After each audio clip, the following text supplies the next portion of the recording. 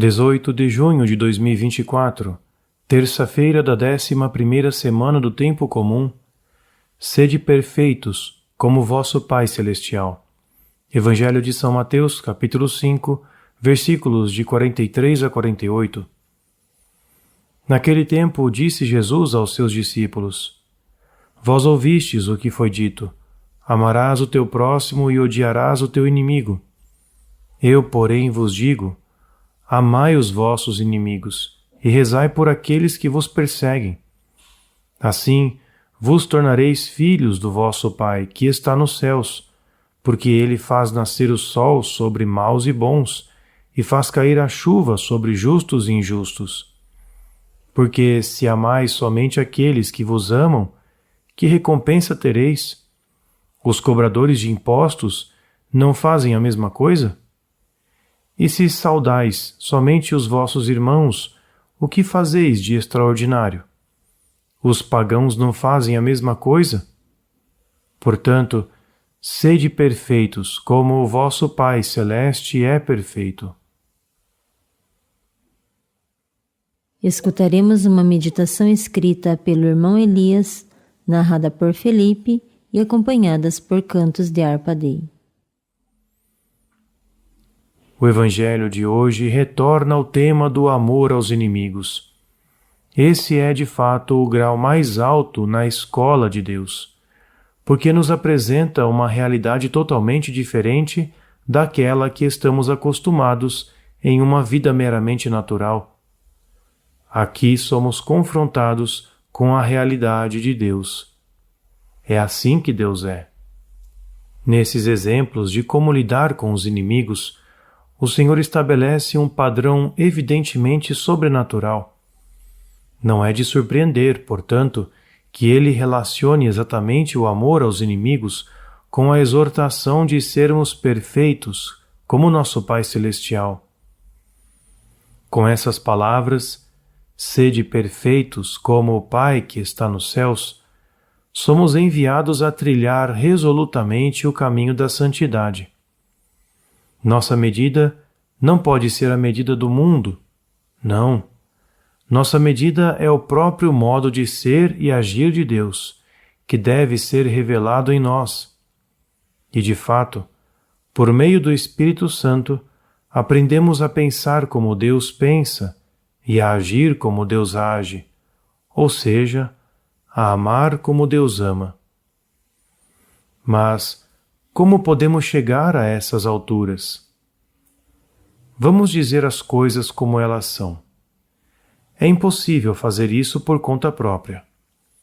Seremos realistas se nos apresentarmos ao Senhor e dissermos: Senhor, isso é impossível para nós.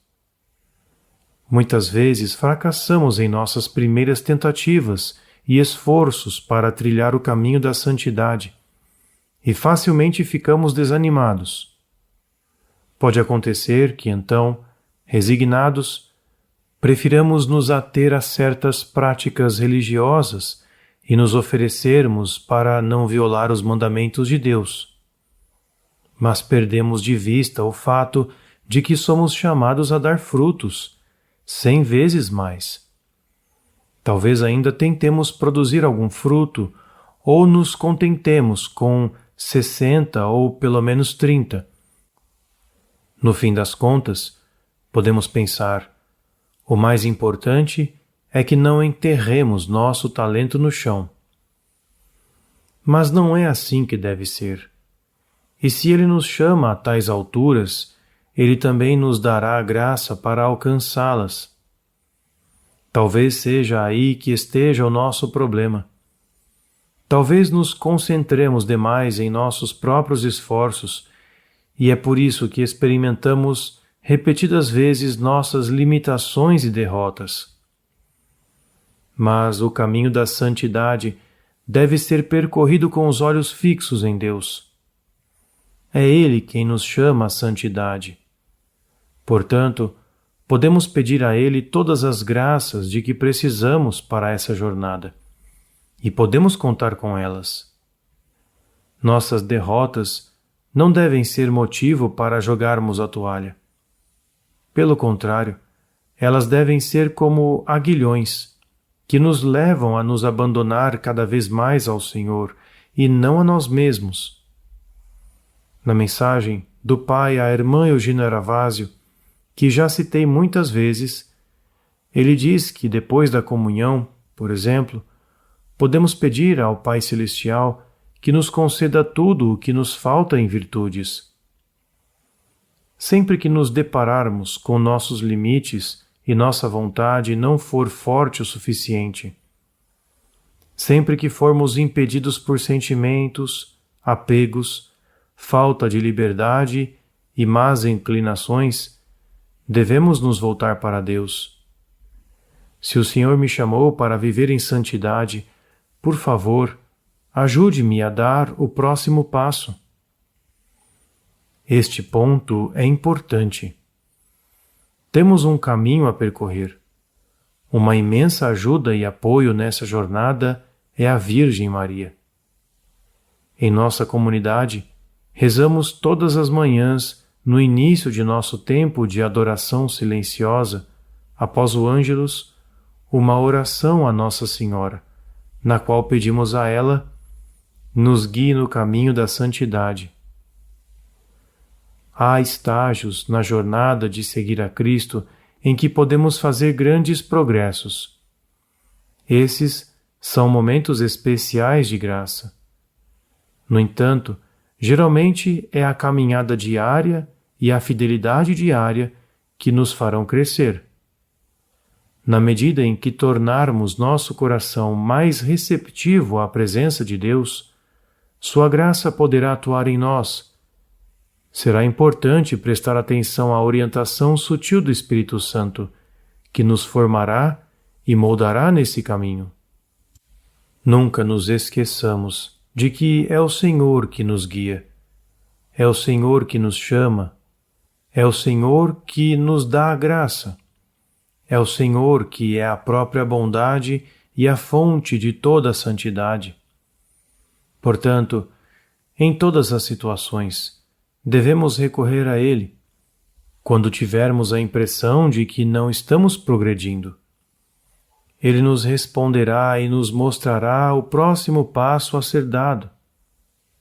Quando nos conscientizarmos disso, nossas asas da confiança crescerão e nossos passos se tornarão mais ágeis.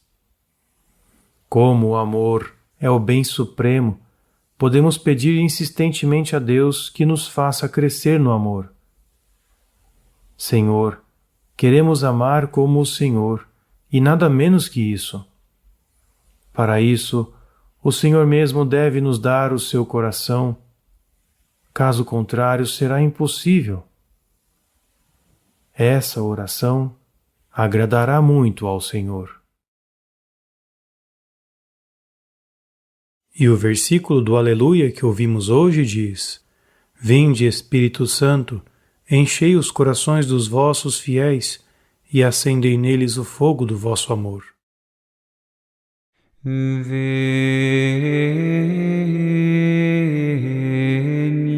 Sancte Spiritus, repletuorum corda fidelium, et tui amor